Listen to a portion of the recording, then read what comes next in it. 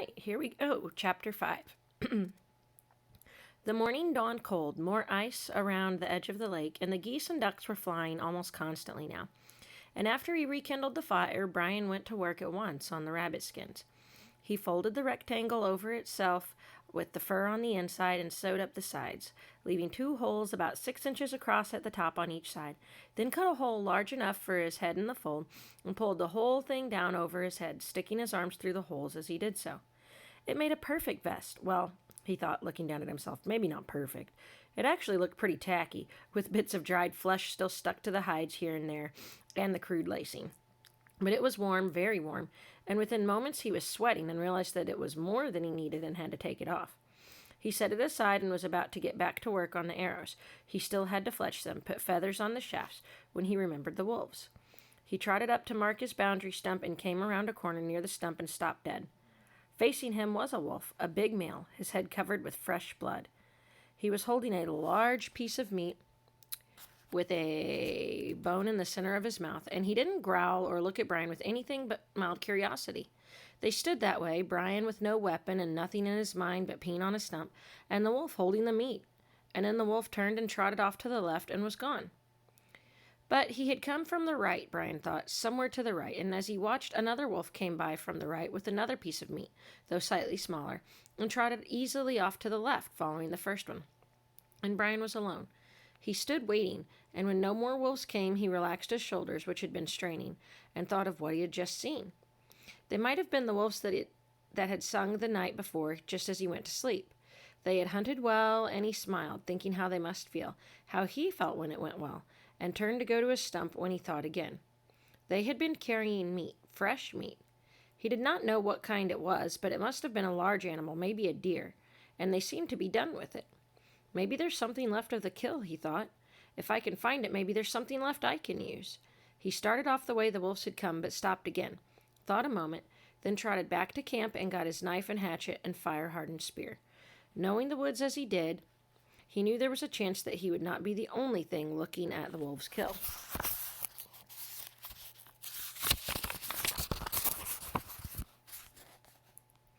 He started back up in the direction the wolves had come from, and hadn't gone 100 yards when he came to it. It had been a deer, a young doe. There were dozens around, and Brian had thought of hunting them, but his weapons were light and it was hard to get close to them, so he'd settled for rabbits and fish and fool birds. She had been the crash he had heard in the night when the wolves had howled, and he stopped before the kill to read sign. The doe was on the near side of a small clearing. She must have run out of the far side with the wolves nearly on her, and they had caught her and held her while they tore at her to kill her. She must have thrashed around a good deal because the grass was bloody across 30 or so feet, and the ground was torn up. But they'd taken her down. Brian could see her tracks where they'd come into the clearing, and where the dirt was torn, he could see the wolf tracks, and he closed his eyes for a moment and imagined what it had been like, the deer running through the brush, the wolves gaining, then setting their teeth in her and dragging her back and down.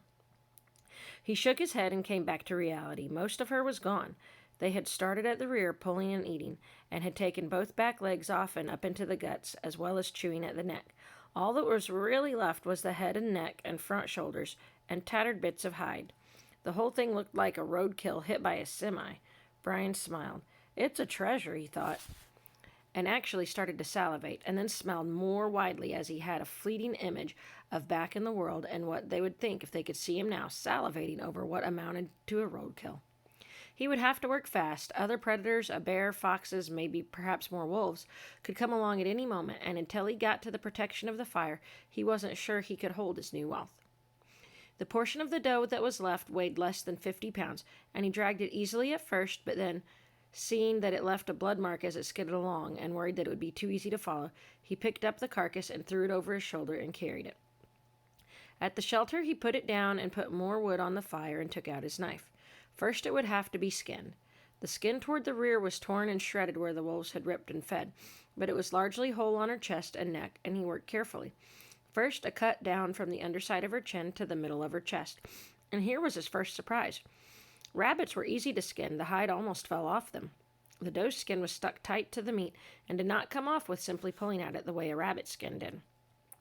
Brian had to use the tip of the knife to cut the skin away from the flesh, peeling it back 1/4 of an inch at a time, and it took him the better part of an hour, working constantly to get the hide loose, cutting it off the front legs and up to the neck to the back of the head. The doe's eyes bothered him at first. They were large and brown and open, and seemed to be watching him as he turned and cut and pulled, and he apologized for what had happened to her, for what he was doing to her. It did not ease his discomfort, but he hoped the spirit of the deer knew what he was feeling, and he promised that none of what was there would be wasted. And what a lot of it there was, more than he'd seen since he crashed. The hide, much tougher and thicker than the rabbit skins, was big enough to nearly make another vest, and he laid it near the side of his shelter to dry while he worked at the meat. The wolves had fed until they were gorged and must have taken what they could carry back to their den. But he was amazed at how much meat there was left. He started cutting it off in strips, lean red meat, which he laid on a flat rock. Just off one shoulder there was more meat than he'd ever seen together in one place outside a supermarket, a good 6 or 7 pounds with no bone in it. And in the other shoulder, and then on top going up to the neck, and when he was finally done, just at dark, he figured he had 25 or 30 pounds of meat. He made a huge stew boiling close to 6 pounds of meat, sitting by the fire in his rabbit skin vest as the evening chill came down. Then he ate and ate and ate, and when he was done, there was still meat and broth left. He dozed, slept, and awakened in the middle of the night and ate some more, drank some more of the broth, and there was still some left. He awakened in the morning and with a stomach still bulging, full, and grease on his lips, and something close to joy in his heart. He was not done with the body of the doe. The head bothered him, the way her eyes seemed to see things, and he separated it from the neck bones and took it up and set it in the fork of a tree well off the ground and looking out over the lake. He wasn't sure why, but it seemed the right thing to do, and he thanked her again for her meat before turning back to work. The freezes at night had done away with the flies, so they didn't bother the meat, and he spread the pieces out to give them air, and by the middle of the afternoon he could see they were drying into a kind of jerky in the sun.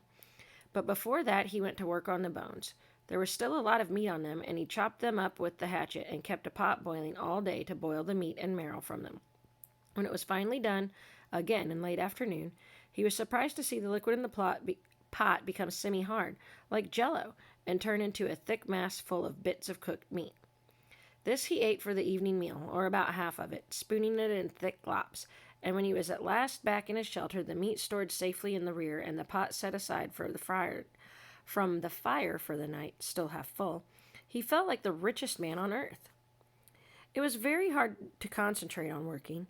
Everything in him wanted to sleep now. He'd never been so full, and the shelter was warm and snug, and all he really wanted to do was close his eyes and sleep and end the day.